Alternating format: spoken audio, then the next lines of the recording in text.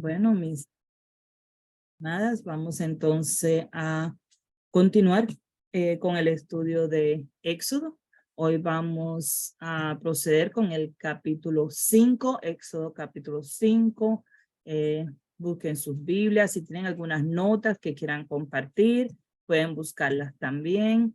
A veces hemos tenido algunos estudios con otras personas, tenemos algunas notas que sería bueno compartir, pues podemos hacerlo, ¿ok? Hoy vamos a ver en el capítulo 5 la primera visita de Moisés a Faraón. La primera visita de Moisés a Faraón. Recordando que él está haciendo las instrucciones que Dios le mandó, recordando que él está haciendo algo que él piensa que no es capaz, pensando que él es el que lo va a hacer. Recuerden que nosotros somos un vaso en la mano del alfarero. Y el alfarero nos va a usar según su voluntad. Y cuando él termina esa jarra o ese vaso, él lo usa para sus propósitos, no para el propósito que el vaso quiere. Un ejemplo, usted puede coger un jarrón y ese jarrón lo puede coger para poner flores, pero también lo puede coger para poner agua en la nevera. El mismo jarrón. El mismo jarrón lo puede poner para hacer pipí en la noche, antes de irse o sea, cuando se va a acostar. Y se usaban estas cosas antes para diferentes trabajos y hasta se construían de diferentes materiales dependiendo para qué se iba a usar. Sin embargo, el que decide el uso de ese jarrón es el dueño del jarrón. ¿Ok? Es el dueño del jarrón. Asimismo, pues vemos a Dios como dueño del pueblo de Israel. Está decidiendo cómo él quiere usar este vaso. Y lo va a usar para que Dios sea honrado, para que Dios sea glorificado. Así que Moisés no entiende que él es solamente una herramienta en las manos del Señor. Aquí va él ahora obedeciendo a su primera visita a Faraón. Y empezamos con Éxodo capítulo 5, verso 1. Dice después, Moisés y Aarón. Cuando empieza una frase con esto de después, obviamente se está refiriendo a lo que pasó después de la escritura anterior. Si usted va al capítulo 4, van a encontrar que esa última escritura, lo que pasó fue que Moisés y Aarón se encontraron en el desierto. ¿Se acuerdan? Eso fue lo último que vimos. Después de que, antes de eso, Séfora había cortado el prepucio del hijo, le dijo, me eres esposo de sangre, y lo dejó ir. Y dice más adelante, él se encontró con Aarón en el desierto. Entonces, después de eso, después que Moisés y Aarón se encontraron en el desierto, entonces entraron a la presencia de Faraón. Vamos a aclarar esto. Ellos se encuentran ya en el desierto y ahora empiezan a caminar hacia Faraón. En esta clase vamos a ver ya mismo cómo desde el Faraón hasta ese lugar donde estaba Dios, el monte Oré, el monte santo, póngalo como usted quiera llamarlo, pero ese monte de Dios, que así ya vimos que era uno de sus nombres, monte de Dios, había 3 días de camino, ¿ok? 3 días de camino.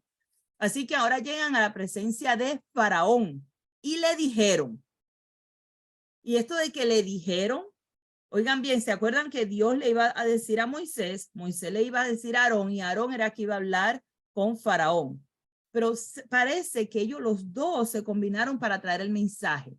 ¿Ok? Según lo que estamos leyendo aquí. Dice, y le dijeron, Jehová, el Dios de Israel, dice así, deja ir a mi pueblo a celebrarme fiesta en el desierto. Oigan, ¿cuál es la petición original? Y le comento esto porque aunque esta era la petición original, deja ir a mi pueblo a celebrarme fiesta en el desierto. La próxima semana vamos a ver que en el capítulo 6, verso 13, hay una nueva orden. Era para sacar a los hijos de Israel de la tierra de Egipto. Aunque originalmente era solamente, déjalo que vayan al desierto a celebrar fiesta, a adorar a Dios en el desierto. Eso fue lo que originalmente se estaba pidiendo. A causa de la dureza del corazón del faraón, entonces viene una nueva orden. Y la nueva orden aparece en el capítulo 6, verso 13. Es para que salgan de la tierra de Egipto. Originalmente no era eso lo que Dios había pedido.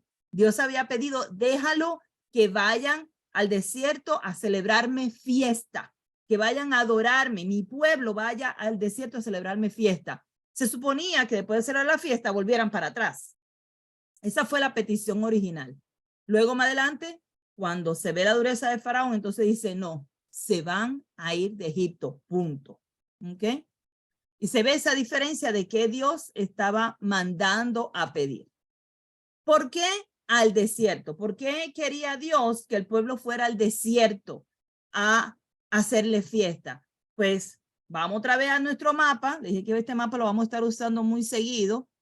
Si ustedes miran aquí, desde la tierra de Ramses, que era donde estaba ubicado, toda esta región que estaba ubicado el pueblo de Egipto, dice que hasta aquí, hasta el monte Oreb, está en el desierto. Por eso en el desierto, dice que vayan al desierto a celebrarme fiesta, porque el monte de Dios estaba localizado en el desierto. Esa es la razón, por eso le dice que dejen que vaya al desierto. No es que vengan a esta área del desierto a celebrarle fiesta, sino que vayan específicamente al monte de Dios. ¿Ok? Entonces Faraón le respondió, ¿y quién es Jehová para que yo oiga su voz y deje ir a Israel? Yo no conozco a Jehová, ni tampoco dejaré ir a Israel. En la clase que teníamos hoy en la mañana, algo que preguntaba la hermana era, ¿conoces a Dios? Y el faraón está aquí diciendo, yo no conozco a ese Dios, yo no conozco quién es y quién es Jehová para que yo oiga su voz. Ahora yo quiero que ustedes vean la dureza de corazón de este faraón. Y ahora yo quiero que ustedes vean, por ejemplo, en Génesis 41, 38 y 39, el faraón que estaba en los tiempos de José. Lo estoy trayendo como ejemplo para que vean cómo estos dos faraones escuchan algo de Dios, cómo reacciona uno, cómo reacciona el otro. Y que vean que aún hoy día muchas personas reaccionan de la misma manera. Se le predica la palabra y reaccionan unos obedeciendo y otros no importándole quién es Dios. En Génesis 41, versos 38 al 39, José le habló al faraón, le dijo lo que Dios había dicho y oye la reacción de este faraón. Él no le dijo, ay, yo no sé quién es tu Dios, yo no conozco a ningún Jehová, a mí no me interesa lo que tu Dios tenga que decir. No, no, no. Oigan lo que este faraón le dijo a sus siervos. Faraón le dijo esto a sus siervos. ¿Acaso hallaremos a otro hombre como este en quien esté el Espíritu de Dios? Esta palabra Dios que usó José fue Adonai, que ese es el Dios de dioses. ¿Ok? Faraón sabe que él tiene diferentes dioses, pero ahora él está hablando del Dios, de ese Dios Adonai, que es el Dios de todos los dioses. Y dice que él dice, mira, no hay otro hombre que tenga el Espíritu de Dios. Y le dijo Faraón a José, pues que Dios te ha hecho, o sea, ya que Adonai te ha hecho saber todo esto, no hay entendido ni sabio como tú. Él reconocía, este faraón del tiempo de José, reconocía que esta sabiduría que había en José venía de Dios. Dios te ha hecho saber estas cosas, el Dios Adonai, el Dios de Dios, el Dios todopoderoso, te ha dicho estas cosas. Y tú estás lleno del espíritu de ese Adonai, de ese Dios todopoderoso. O sea, reconoce a Dios, reconoce la presencia de Dios en la vida de José. Miren este otro faraón que él dice, yo no conozco a Dios. ¿Quién es Jehová para que yo oiga su voz? O sea, yo ni lo voy a escuchar. Yo no lo conozco, ni tampoco lo voy a obedecer. Eso es lo que está diciendo. Ni lo conozco, ni lo voy a obedecer. Porque este Dios está diciendo que deje ir a Israel. ¿Cuántas veces usted ha escuchado personas que no conocen a Dios, tampoco lo quieren obedecer? A nuestro alrededor estamos llenos de personas con este mismo corazón endurecido. Un corazón que no quiere saber de Dios, no quiere servir a Dios. No quiere buscarle y mucho menos servirle. Entonces, ellos, aquí entre paréntesis, yo le puse Aarón y Moisés, porque a veces uno está leyendo y está oyendo que está hablando de los siervos, de Faraón, y uno puede confundirse de quién es ellos. Dice, y ellos dijeron, el Dios de los hebreos nos ha encontrado. Entonces, esos ellos que están hablando es Aarón y Moisés que se están presentando ante el Faraón. Iremos pues ahora camino de 3 días por el desierto y ofreceremos sacrificios a Jehová nuestro Dios para que no venga sobre nosotros con peste o con espada. Aquí vemos todavía parte de esa primera petición. Recuerden, originalmente la petición es, deja que vaya el pueblo, me adore, me ofrezca sacrificio, o sea, allí en el desierto, y luego, ya, pues pueden regresar, no hay ningún problema. Faraón está como que oliéndose. Espérate, si yo dejo ir a esta gente, no vuelven. O sea, él se está imaginando, esto por otro lado. Y obviamente, algo que menciona el asunto de los 3 días de camino que mencionan ellos. El lugar donde ellos iban a ir a adorar en el desierto quedaba a 3 días de camino. O sea, de aquí, desde esta área de Ramses, que era donde ellos estaban, hasta el monte Oreb. ¿Por qué digo que esto es un dato interesante? ¿Por qué me llama la atención esto de que 3 días de camino? Ustedes recuerdan cuando el pueblo de Israel pasó por aquí, por el mar se abrió, ellos pasaron en seco, ¿ok? Y ustedes dirán, ¿por qué ellos no pasaron por aquí, por el desierto? ¿O por qué ellos no bajaron por aquí, por este lado? Y uno se pone a hacer mucho, ¿por qué no vinieron más aquí abajo? Bueno, cuando ellos salieron en este lugar fue donde acamparon. Y entonces ahí fue que vino el ejército de Faraón a perseguirlos. Ellos estando acampando aquí en esta área. Así que Dios simplemente abrió el mar para que ellos pasaran. Era más rápido que salir a buscar una ruta por el desierto. Y, hold on, también se mostraba el poder de Dios sobre todas las cosas. Es muy importante porque una de las cosas que Dios dijo, lo voy a sacar con mano poderosa. ¿Ok? Lo voy a sacar con mano poderosa. Así que, dato interesante, desde Egipto hasta el monte de Oreb eran 3 días de camino. Me llamó la atención porque cuando vemos al pueblo de Israel saliendo, sabemos que ellos en su caminata en el desierto, literalmente dando vuelta en el desierto, duraron 40 años.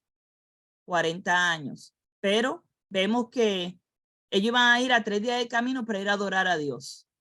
Así de sencillo. Aunque no era lejos, se convirtió en una vida entera caminando en el desierto por su desobediencia. Fue un castigo de parte de Dios que no les permitió entrar a la tierra prometida hasta que no haya muerto todos aquellos que no creyeron. Eso lo podemos leer más adelante en el libro de Josué.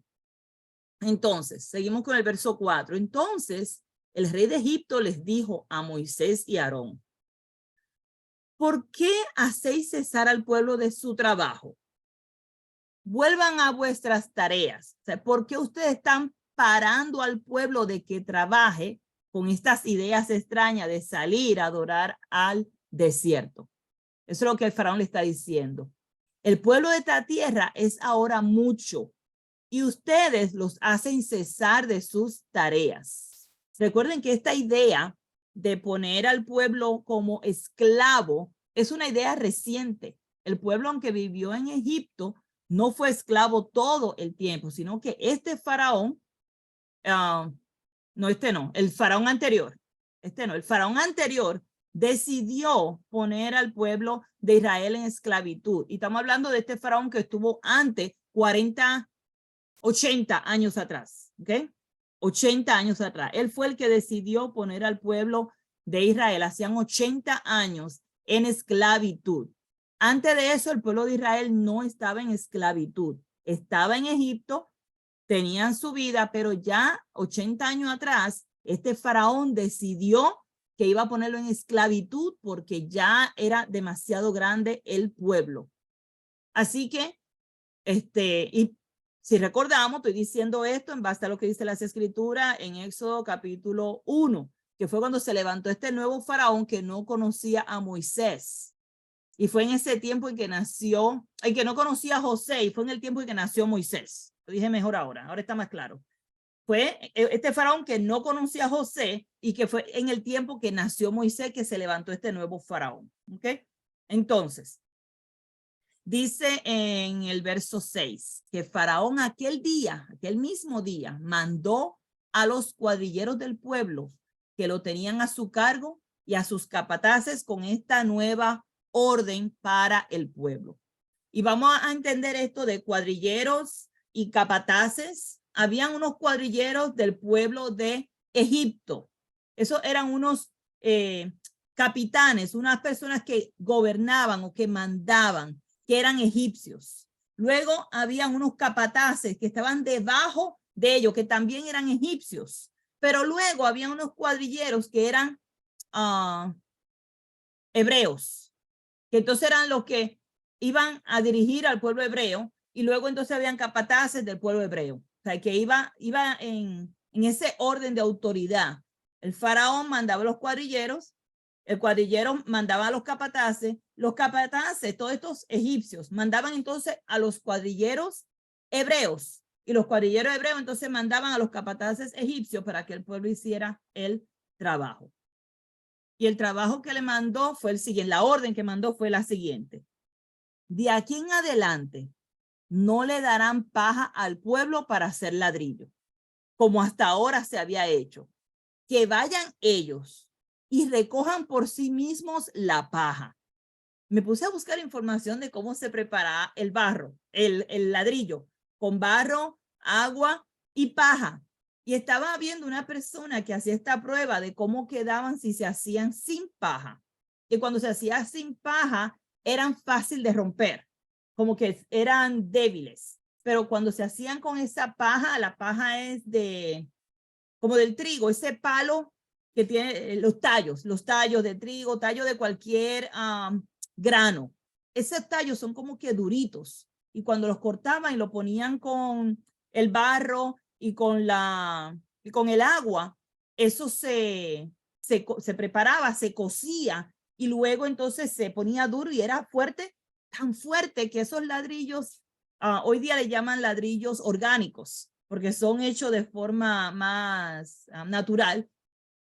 No se usa otros ingredientes, sino que solamente barro, agua y paja. Y lo interesante es que todavía hay lugares que usan ese tipo de ladrillo hoy día. Por ejemplo, vi que en México todavía usan esos ladrillos, lo hacen y construyen algo llamado adobe. Así es como le llaman a ese tipo de casas. Se llaman adobe y son construidas en ese tipo de ladrillo original. Y los ladrillos eran como así de grandes, no eran como los chiquititos que venden hoy día por ahí, que lo hacen que no son manual, no son hechos manualmente, sino que son hechos con una máquina. Otra cosa interesante es que en el libro de Génesis, en el capítulo 11, se menciona esto de hacer ladrillos y coserlos. No sé, ¿quién me puede decir dónde, en qué historia de la Biblia se habla de eso? Ya yo le dije el capítulo. En la construcción de la Torre de Babel. Muy bien, esa construcción de la Torre de Babel se habla de que iban a hacer ladrillos y que lo iban a coser. O sea, que era un conocimiento que no era nuevo para la sociedad. O sea, era algo que se utilizaba desde tiempos antiguos. A veces nosotros pensamos que nosotros tenemos todo el conocimiento y que sabemos muchas cosas modernas. Sin embargo, estas cosas básicas de construcciones ya eran conocidas allá en los tiempos de Babilonia, en los tiempos en que Babel empezó a construirse, la Torre de Babel.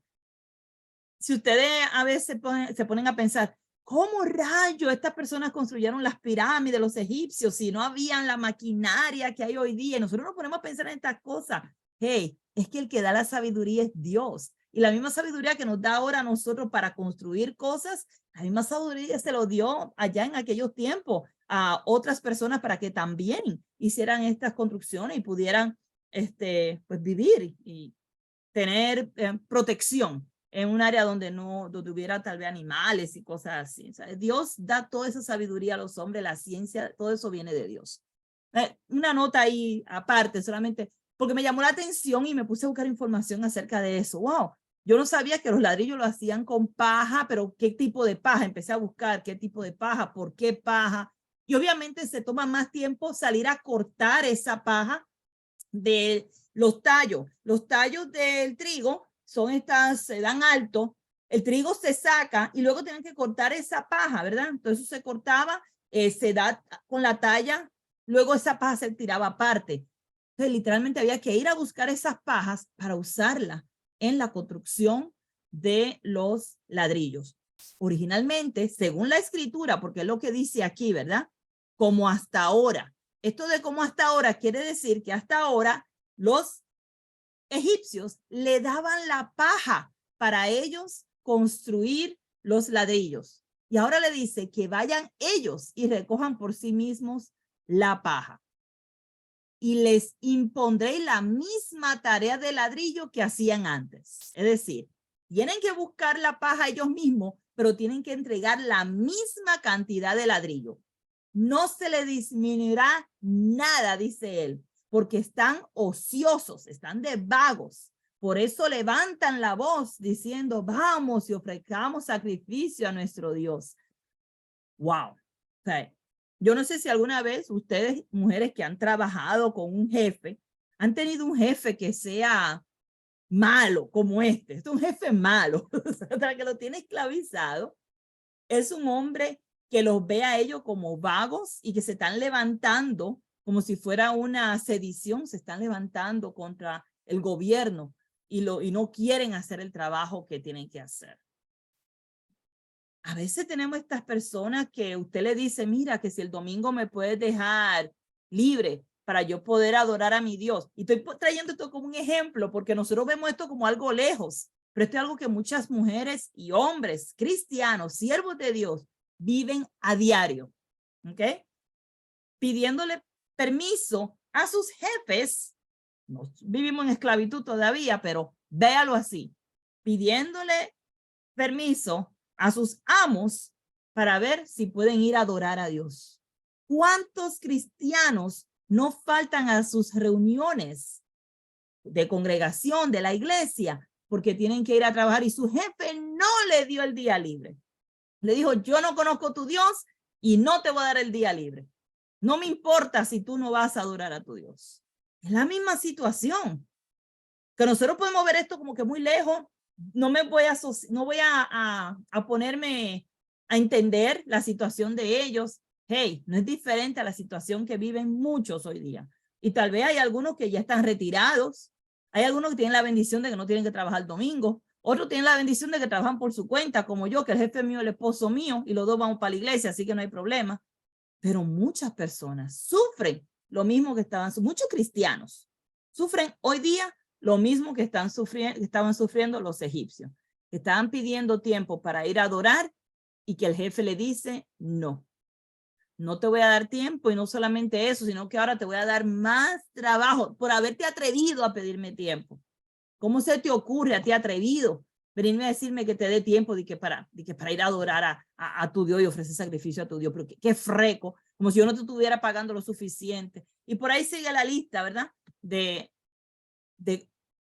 cuántos cristianos no faltan a sus reuniones porque sus jefes no le dan la oportunidad. Otros sucede que ni siquiera se atreven a decirle al jefe que les dé el día libre para ir a adorar a su Dios. También nos damos con ese caso. Porque si yo le digo algo así, me bota, me quedo sin trabajo entonces.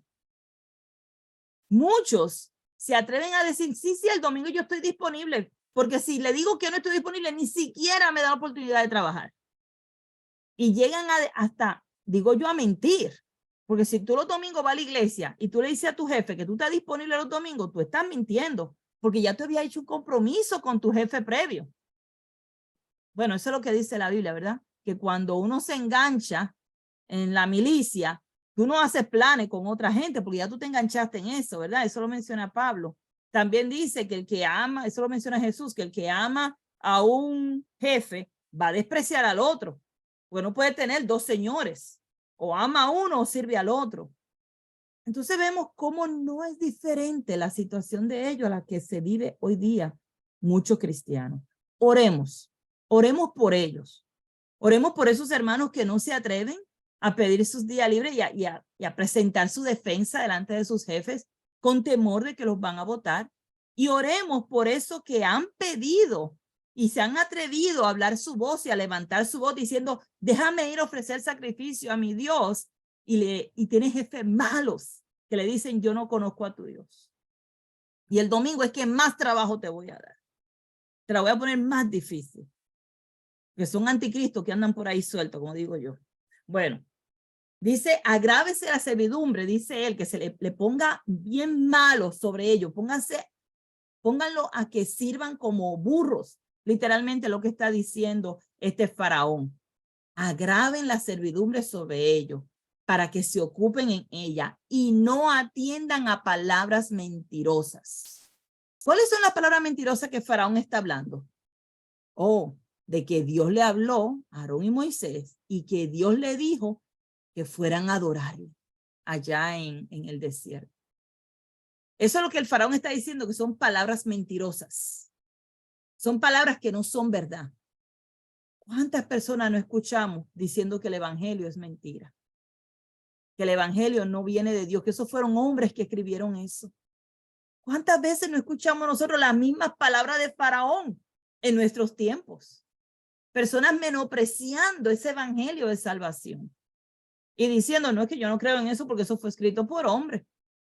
Así como está ese libro, hay 20,000 más. Así como está tu iglesia, hay 50,000 más iglesias que dicen todas que tienen la razón.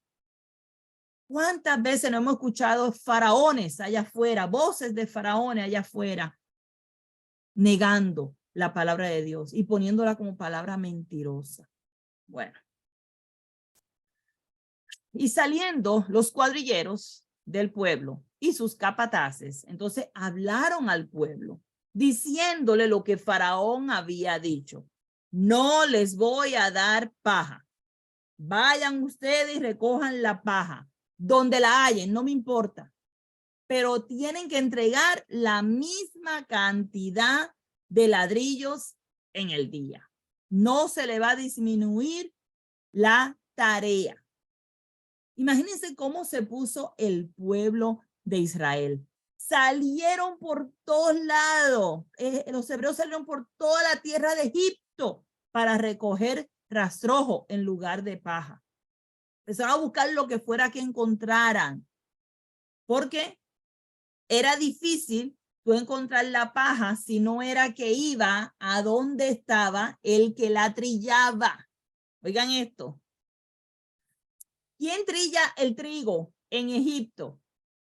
Los egipcios, ellos son dueños. Recuerden que ya tiempo atrás había pasado en los tiempos de José que toda la tierra le pertenecía al faraón. Ya las tierras no eran de la gente. La gente eran esclavos del faraón, eran siervos de faraón. Literalmente ellos le dieron todo. Toda la tierra de Egipto le pertenecía al faraón. Eso lo leímos ya allá en el libro de Génesis. A este tiempo, si ellos van a la casa de alguien que tiene un sembradío allí en donde él vive, ¿ustedes creen que ellos podían coger esa paja? Piensen. No podían cogerla. ¿Saben por qué? Porque aunque se vive ahí y trabaja esa tierra, no le pertenece. Todavía esa tierra y ese sembradío y esas pajas le pertenecen al faraón. ¡Oh! ¿Se dan cuenta por qué era tan difícil ahora para ellos encontrar paja? Porque no había tierra ni sembradío que le perteneciera a ninguna persona. Toda la tierra era de faraón. Así que yo empezaron a buscar rastrojo. Una persona que lee esto rápido tiene que buscar otra versión de la Biblia o buscar qué rayos significa la palabra rastrojo, ¿verdad? Es como se supone que nosotros pensemos cuando estamos leyendo. O aquí todo el mundo sabe lo que quiere decir rastrojo. Porque yo no vi a nadie levantando la mano. Bueno, ¿y qué quiere decir rastrojo? ¿Qué es eso? ¿Qué fue lo que recogieron entonces?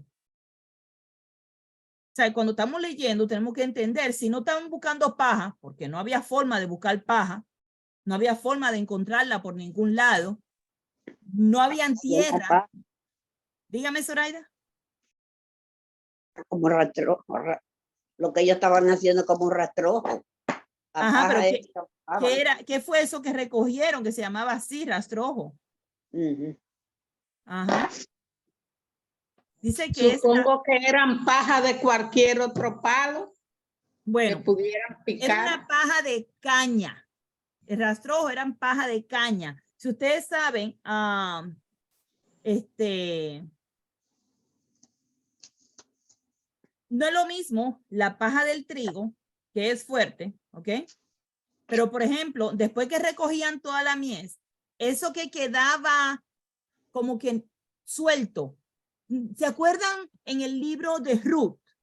En el libro de Ruth, cuando recogían toda la paja, todo el grano, recogían todo el grano, todo eso se lo llevaban.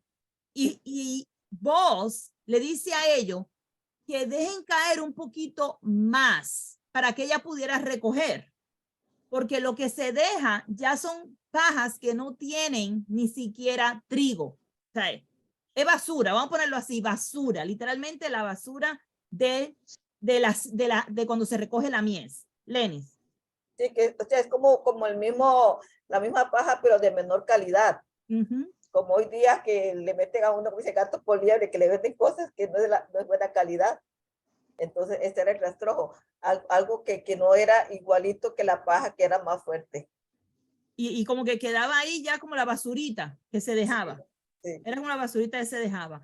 Ahora, cuando ustedes miran en Ruth, él le dice a sus empleados que dejen caer de lo que ellos tienen, ¿verdad? De la que tiene comida, de la que es gruesa, que le dejen caer de esas cosas para que ella pudiera tener comida.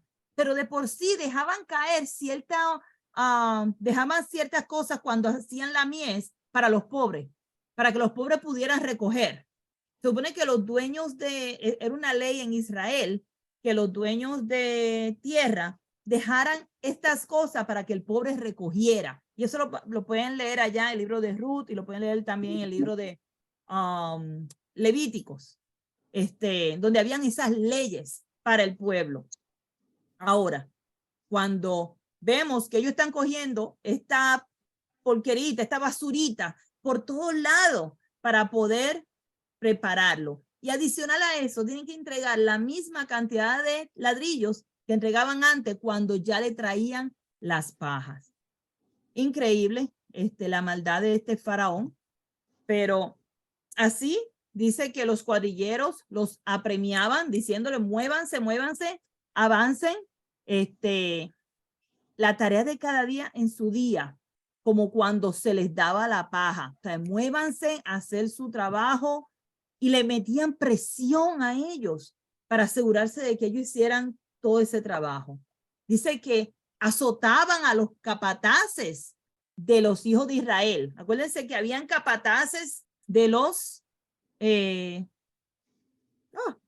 egipcios y habían capataces del pueblo de Israel. Dice que azotaban a los capataces de los hijos de Israel, que los cuadrilleros de Faraón había puesto sobre ellos.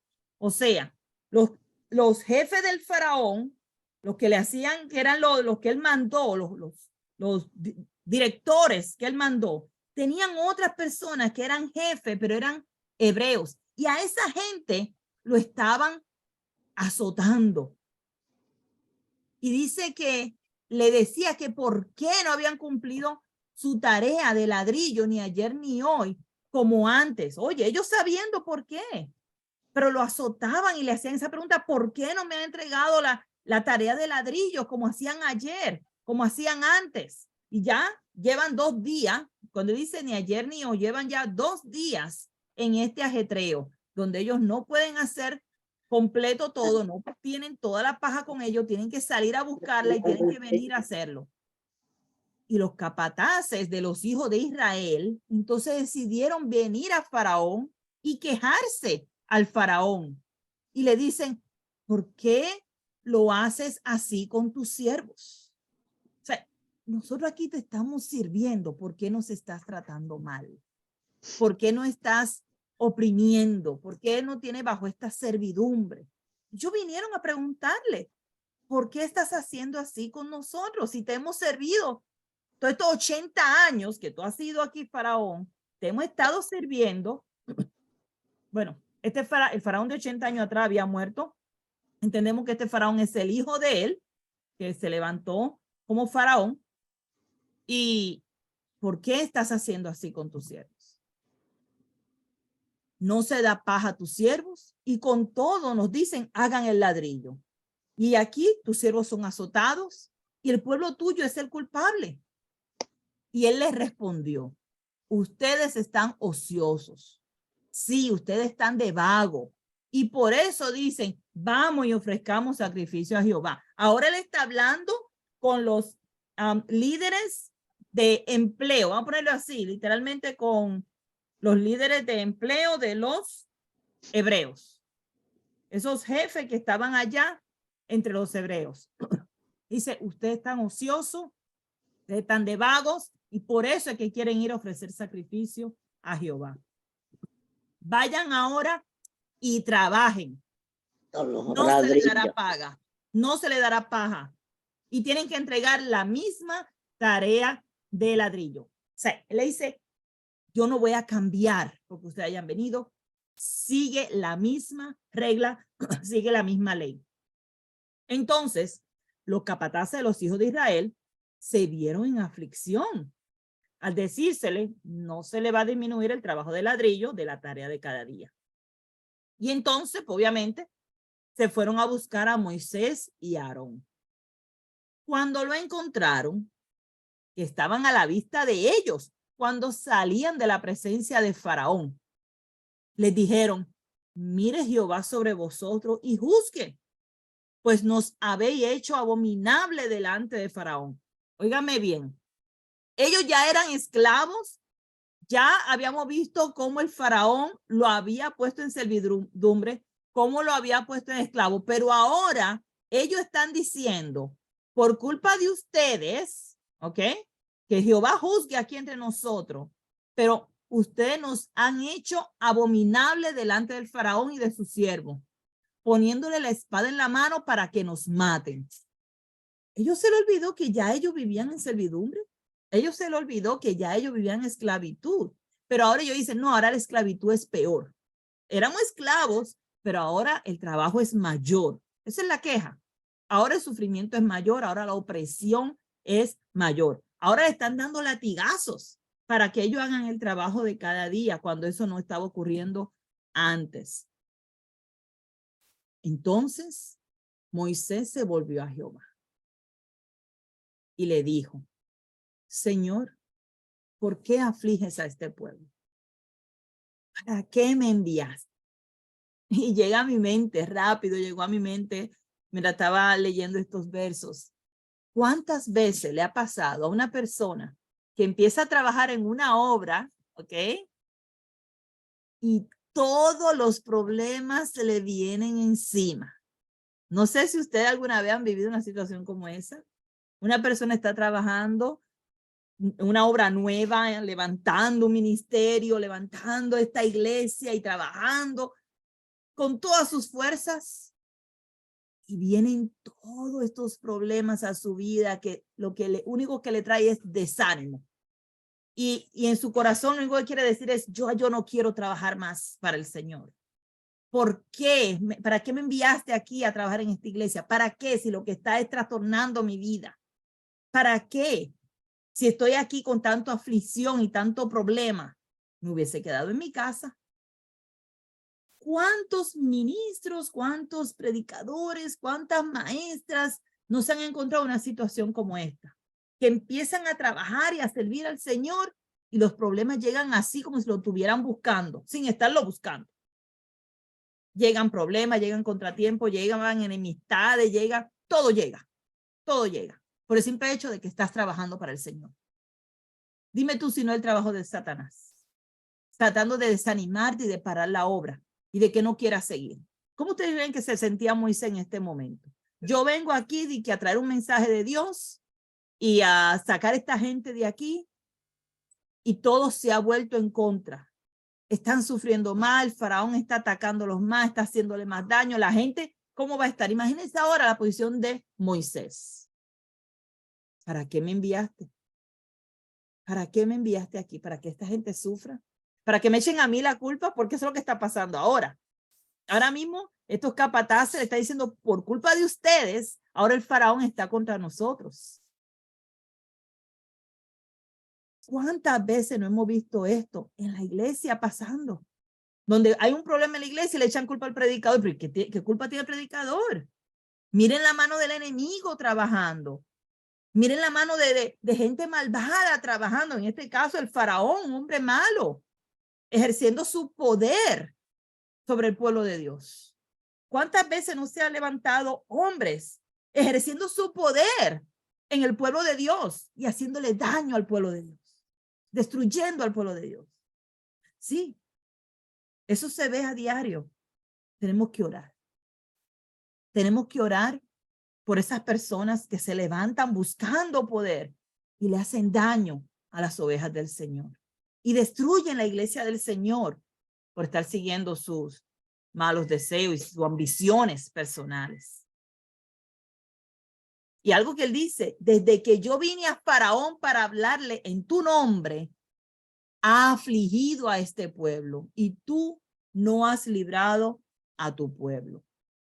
¿Cuántos ministros no están diciendo, Señor, ¿por qué no acabas de llegar? Mira el sufrimiento de tu pueblo, ya ven a buscarnos. Yo recuerdo ahí, como decía en Apocalipsis, Juan dice, Señor viene pronto. Sí, ven, Señor Jesús. Como que tal doblar de la esquina, ya ven. Porque veo la aflicción de tu pueblo, veo la persecución, veo la maldad de Satanás, veo a los líderes levantándose dentro de las iglesias y destruyendo las iglesias de Dios. Señor, no nos has librado todavía, estamos esperando que nos libere de este cuerpo de muerte y que podamos ser transformados a la vida gloriosa que tendremos contigo en los cielos. ¿Cuántos líderes no están sufriendo esto mismo que Moisés estaba sufriendo en este momento? Desde que vine aquí a trabajar en esta obra, el pueblo ha estado afligido. Hay muchos problemas, muchas situaciones, hay enemigos levantándose dentro de la misma iglesia. Señor, líbranos. ¿Por qué tú permites que estas cosas pasen? ¿Por qué tenemos que estar en este sufrimiento si venimos a trabajar para ti y a honrarte y a servirte, a glorificarte? Es lo único que queremos. Pero el enemigo se opone. El enemigo se opone.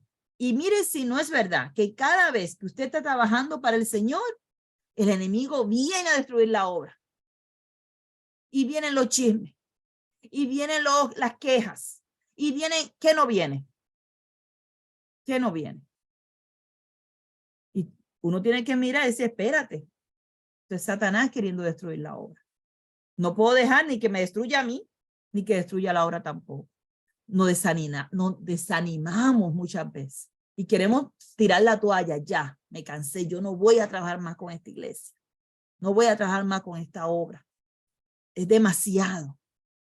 El pueblo se empieza a desanimar y los líderes también se desaniman. Y vemos aquí a un Moisés desanimado. Ya no quiero seguir. Pero ¿saben qué? Moisés apenas está empezando. Moisés apenas está empezando. Es la primera visita. Recuerden que esta es la primera visita a Faraón y ya está a punto de tirar la toalla. Tiene mucho desánimo, pues obviamente las cosas no han salido como él esperaba. Él esperaba que iba a ser, ok, pues ya llegué, le di el mensaje, vámonos. Dale, avance, muévanse, que vamos a los 3 días, ya estamos adorando al Señor. Él pensaba que iba a ser así de fácil, pero sabiendo que tenemos un enemigo, como dice allá en Efesios capítulo 6, que nuestra lucha no es contra carne ni sangre, sino contra potestades de legiones celestiales de maldad. O sea, nuestra lucha es una lucha contra huestes espirituales de maldad. Y esa lucha no va a parar hasta que el Señor venga y libere a su pueblo. Oremos, hermana. Amantísimo Padre Celestial, alabado sea tu nombre. Gracias, Señor, por tu palabra. Te pedimos, Señor, que le des fuerza a esos hermanos que están así en la misma situación que estaba Moisés. Que le des ánimo, Padre, para que no se desanimen. Que tu, Señor, sea su roca y su fortaleza para esos tiempos difíciles, Padre, donde el enemigo se levanta contra tu pueblo. Que toda la iglesia pueda ser una, Padre, y defender tu palabra y defender, Señor, a tus siervos que están ahí día y noche doblando rodilla ante ti. Padre Santo, venimos a ponerte delante de ti todas las iglesias que han sufrido porque hombres malvados se han levantado, Señor, y han destruido la obra. Suplicamos, Padre, que tu Espíritu Santo guíe a tu iglesia y que podamos mantenernos firmes y que no nos desanimemos, que no dejemos de trabajar, Señor, y que todo lo que hagamos, recordemos que lo hacemos para tu honra y para tu gloria. Gracias, Señor, por tu palabra. Te adoramos, te alabamos, bendecimos tu santo nombre. Y oramos a ti en el nombre de Jesucristo, tu Hijo amado, que vivió, murió, resucitó al tercer día y que hoy día está reinando en las alturas. Gracias, Padre, en el nombre de tu Hijo amado. Amén, amén y amén.